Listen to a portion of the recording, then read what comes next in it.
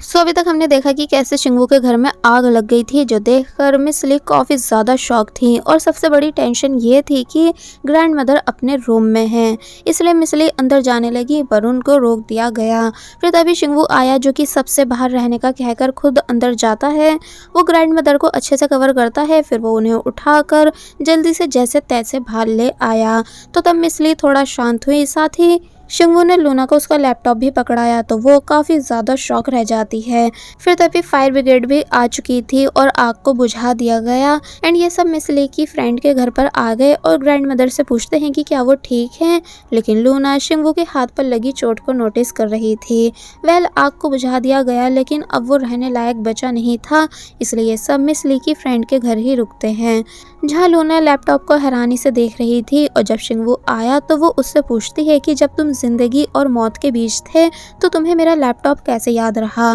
तो तब वो कहता है इसलिए क्योंकि मैं जानता हूँ कि ये तुम्हारे लिए इम्पॉर्टेंट है, जिसमें तुम्हारी मोस्ट इम्पॉर्टेंट फाइल्स हैं। लूना इमोशनल हो गई। फिर वो शिंगवू की चोट को देखते हुए बोली कि मेरे लिए तुम ज़्यादा इम्पॉर्टेंट हो, लेकिन शिंगवू लूना को बस स्ट्रांग बनकर दिखा रहा था, जबकि अंदर से वो काफ़ी ज़्यादा टूट चुका था। तो वहीं ग्रैंड मदर भी अपना दुख छुपा रही थी कि कैसे अब घर भी जल गया। तो तब मिस ली उन पर गुस्सा करने लगती है कि आपको ऐसी उम्र में दुख अपने अंदर नहीं रखना चाहिए, ऐसे तो आपकी तबीयत और ख़राब हो जाएगी। तो तब ग्रैंड मदर रोने लगी और अपने दुख को बाहर ले आई, जिन्हें फिर मिस ली ने हिम्मत दी कि सब ठीक हो जाएगा। और सबसे बड़ी बात यह है कि किसी को भी चोट नहीं आई है। लेकिन बाहर आकर वो भी उदास होकर बैठ गई एंड अपनी किस्मत को कोसने लगी कि किस्मत भी कितनी बेरहम है।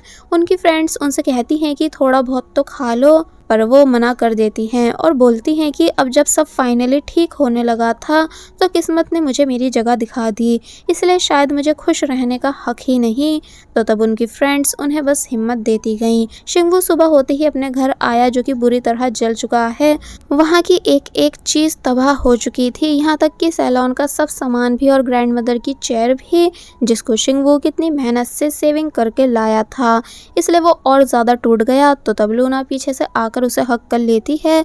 लूना को देखकर शिंगवू अब खुद को और स्ट्रांग नहीं दिखा पाता, बल्कि फूट फूट कर रोने लग जाता है कि कैसे सब कुछ बर्बाद हो चुका है, यानी उसका दुख आंसू बनकर बाहर आ रहा था। तो तब लूना भी काफ़ी ज़्यादा इमोशनल हो गई, लेकिन अब बाहर बैठकर वो शिंगवू को हिम्मत देती है कि कैसे अब भी सब ठीक करा जा सकता है, उन्हें बस हिम्मत दिखानी है और आगे बढ़ते जाना है। तो तब काफ़ी समझाने के बाद शिंगवू में भी थोड़ा जोश आ गया कि वो सब ठीक कर देगा। लेकिन दूसरे ही पल पुलिस स्टेशन जाकर उसे पता चला कि उसके घर के पास गैंगस्टर को देखा गया था। इसलिए जब गैंगस्टर से पूछताछ करी गई तो उसने बताया कि मैं उस रात बहुत ज़्यादा ड्रंक था और हल्का हो रहा था, लेकिन अचानक क्रैकर्स की आवाज़ से मैं डर गया और मेरी सिगरेट वहीं गिर गई, जिस वजह से आग लग गई थी। पुलिस गैंगस्टर की बात पर ठीक से यकीन नहीं करते, इसलिए उसे दोषी समझते हुए जेल में डाल देते हैं। और अब क्योंकि गैंगस्टर के पास पैसे भी नहीं थे, इसलिए शिंगवू की फैमिली को कंपनसेशन मनी भी नहीं मिल सका। नेक्स्ट सीन में मिस ली ने देखा कि उनके जले हुए सामान में सैलून का कुछ सामान ऐसा है जो कि अभी भी ठीक है, इसलिए वो खुशी के साथ लूना को बताती हैं कि मैं पार्क्स में जाकर कम पैसों में कटिंग कर सकती हूँ, जिससे थोड़ी बहुत कमाई हो जाएगी। और फिर उन्होंने ऐसा ही करा, यानी जगह जगह जाकर कटिंग करना शुरू कर दिया ताकि थोड़े बहुत पैसे कमा सकें। तो वहीं शिंगवू भी अब पहले की तरह बहुत सारी छोटी छोटी जॉब्स करने लगा, यानी mobile repair, food delivery and और भी कई सारी जॉब्स, ताकि घर का खर्च निकाल सके। लूना जिसने स्कूल कंटिन्यू रखा था, इसलिए वो शिंगवू को नोट्स बनाकर देती रहती थी ताकि शिंगवू की इस बीच पढ़ाई ख़राब नहीं हो। तो वहीं हमें दिखाया गया कि एक रात जब हॉट वाटर नहीं आया तो लूना ठंडे पानी से ही नहा ली, जो देखकर शिंगवू को लूना की फिक्र हुई, इसलिए वो खुद से लूना के हेयर ड्राई करता है, जिसका ऐसा करना लूना को बहुत अच्छा लगा एंड वो नर्वस भी फील करने लगी क्योंकि वो शिंगवू को काफ़ी ज़्यादा पसंद जो करने लगी है। तो वहीं शिंगवू भी ये सब करते हुए खुश था। जिसके बाद अब हमें दिखाया गया कि जब एक दिन लूना घर की छत पर अपनी स्कूल यूनिफॉर्म धोकर फैला रही थी कल टाइम से स्कूल जाने के लिए, कि तभी उसे एक जानी पहचानी कार नज़र आई जो कि और किसी की नहीं बल्कि लूना के डैड की थी। इसलिए जब लूना के फादर कार से बाहर आए तो लूना बुरी तरह शॉक रह गई उनको देखकर। साथ ही सैड भी हुई क्योंकि वो समझ चुकी थी कि वो उसे लेने आए हैं। फिर हमें लूना के फादर को घर में दिखाया गया, जिन्होंने बताया कि कैसे अब बीजिंग में उनकी सब प्रॉब्लम्स और केस खत्म हो चुका है, इसलिए वो लूना को लेने आए हैं। साथ ही वो कुछ गिफ्ट्स भी लाए थे जो कि काफ़ी एक्सपेंसिव थे। मिस ली लूना के फादर को देखकर वैसे तो खुश थी, पर जब वो किचन में आई तो वो दुखी होने लगी क्योंकि उनके अकॉर्डिंग उन्होंने लूना का सही से ध्यान नहीं रखा था और अब वो जाने वाली है। तो वहीं लूना की अपने फादर से अकेले में बात होती है, जहां फादर कहते हैं कि मैंने तुम्हारा स्कूल भी अरेंज करा दिया है, अब बस तुम चलो। लेकिन लूना मना कर देती है और यहीं से स्टडी करने का बोलती है। फादर शॉक हुए और अपनी बेटी को डांटने लगे कि मैंने मजबूरी में तुमको यहाँ छोड़ा था, हमेशा रहने के लिए नहीं। साथ ही उनको शिंगवू के बारे में कुछ उल्टा सीधा सुनने के लिए मिला था, तो वो शिंगवू की बुराई करने लगे। इसलिए लूना अपने फादर से लड़ जाती है और कहती है कि शिंगवू ऐसा बिल्कुल नहीं है जैसा आप बोल रहे हो। साथ ही जब मैं परेशानी में थी तो इस फैमिली ने मेरा साथ दिया था, और जब ये सब परेशानी में हैं तो मैं इन्हें छोड़कर जा नहीं सकती हूँ। फादर कार में बैठ जाते हैं और कहते हैं कि बस कल तक का टाइम है तुम्हारे पास सभी को बाय बोलने का। तो तब लूना कहती है कि आप मेरे साथ ज़बरदस्ती नहीं कर सकते, पर वो उसकी एक नहीं सुनते और यहाँ से चले गए। लूना उदासी के साथ शिंगवू के घर आती है और यहाँ आकर वो हर एक कोने को देखकर अपनी सभी यादों को याद करने लगी कि वो यहाँ कितनी ज़्यादा खुश थी, सब कुछ एकदम अच्छा चल रहा था।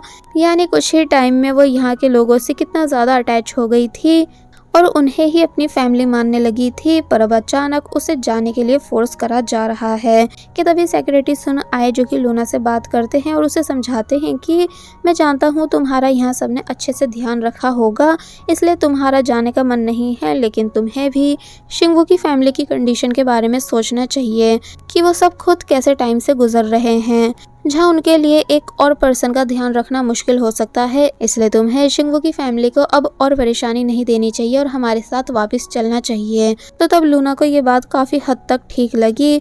वो मिस ली के पास उदासी से गई और जब जैसी बताती है कि वो कल जाने वाली है, तो तब मिस ली को भी थोड़ा बुरा लगा, जैसे उनका बिल्कुल मन नहीं हो लूना को भेजने का, पर ऐसा तो एक दिन होना ही था।